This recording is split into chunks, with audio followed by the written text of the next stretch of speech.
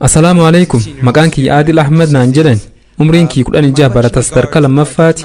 Gaaffiin kiyya haasa'u Dr. Zaakir Naayik kan midoo dubbate irratti xiyyeeffata.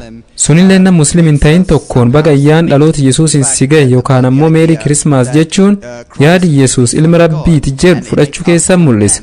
Miseensi jalaa isin taasisaa jedhe. Wanni kun ammoo xiqqoon ariifachiisee jira. Rabbiin beekumsi isaatii yoo an baga ayyaan dhaloota Yesuusin si gahe jedhu niyyaan kee maal akka ta'e ni beeka. Sunillee walitti dhufeenya tolchuudha. Dhalooti umrii kiyya jiru kun ammoo ayyaan dhalootaa kan kabaju Yesuusitti amanee guyyaa inni dhalate kabajuuf osoo hin taane dhimma dhuunfaatiif wantoota geemii ittiin taphatan argachuudhaaf. Kanaafuu dhimmi kan irratti xiqqoo ibsinaa kennuu dandeessa. Sababi isaatis nam tokkoon baga guyyaa dhaloota Yesuusin si gahe jechuun akkamitti maqaa Rabbii xureessu akka ta'e naa galu waan dideef. Obboleessi hiriyoota kiyyaan baga ayyaana dhaloota Yesuusin isin gahe jechuun walitti dhufeenya cimsachuun barbaadaa jedhee gaafate. Boruu ammoo walitti dhufeenya cimsachuudhaaf farshoo xiqqoo yoo waliin dhuyin hoo kan jiru gaafachuuf deema. Maaliif? Maal rakkoo qabu? Foon booyyee xiqqoo isii walii yoo nyaadhe hoo gara bataskaanaa deemee maafiin xiqqoo Yesuus isaa waliin hin gabbarre jedhee gaafachuuf deema. Laal da'waa godhuuf waan haram dalaguun qabdu. Waan barbaaddu bira gahuudhaaf karaa sobaa deemuun hin barbaachisu. Wanni isaaniif haram ta'eefis haraami. Wayita baga guyyaa dhaloota Yesuus Kiristoosin isin gahe jettee isaan gammachiiftu. Yesuus gaafa Diisembar 25 dhalate.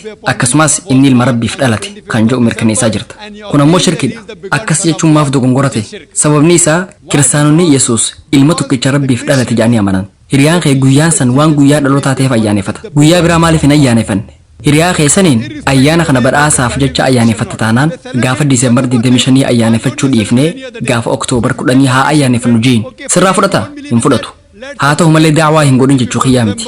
An guyyaa dhaloota Yesuus ijaamu sanittis da'waan hin godha. Yeroon Kiristimaas gahee Kiristimaas maaliif ayyaaneffattan jeetiin gaafadha. Isaanilleen sababni isaa Yesuus Kiristoos gaafa Diisembar 25 dhalatee jaan. Yesuus Kiristoos eenyu jeetiin gaafadha. Yesuus ilma Waaqayyoon harkate jaaniin naaf deebisan. Itti aansuun macaafa guutuu keessaa dubbii shakkii hin qabne tan Yesuus Kiristoos ani Rabbii keessan ana nagabbaraa jedhe natti mul'isaa jeetiin gaafadha. An da'waan hin godha. Ati da'waa godhuudhaaf maaf karaa dogongoraa fayyadamta? Ati baga guyyaa dhalootaatiin isin gahe jechuun sirriidha moo dogongora jettee gaafatte? Akka kiyyatti 100% dogongora. Farshoo karaa irratti gartee osoo hin beekin peepsii sitti fakkaatee yoo dhuyde Rabbiin siif dhiisa. Kiristimaas maaliif akka ayyaaneffatamu ni beektaa? UK keessatti Kiristimaas maaliif akka kabajamu ni beektaa? As UK keessa moo bakka biraatti dhufte? Dhimma daldalaatiif itti fayyadaman guyyaa namoonni kennaa garaagaraa itti walii kennan. Osoo beektuu dubbiirra mariin gaaffiin ansi gaafachaa jiru sababaan isaan dhimma daldalaati jedhaniif maaf akka ta'e ni beektaa? Sababaan maali? Ayyaana dhalootaa maaliif ayyaaneffatan? Guyyaa Kiristoositti dhalate. Sani dhaloota Kiristoos jechuun hoo maal akka ta'e ni beektaa?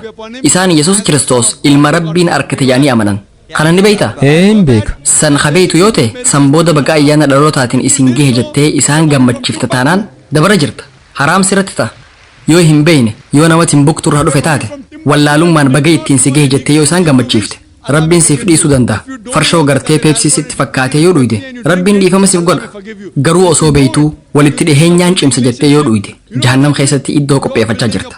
Kanaafuu obboleessa waan gaarii tokko hojjechuuf jecha karaa dogongoraa fayyadamuu hin qabdu. Akka Qur'aanaa fi Sunnaan barsiisetti fayyadamuu qabda. Deebisaasiif kana jeetiin abdadha.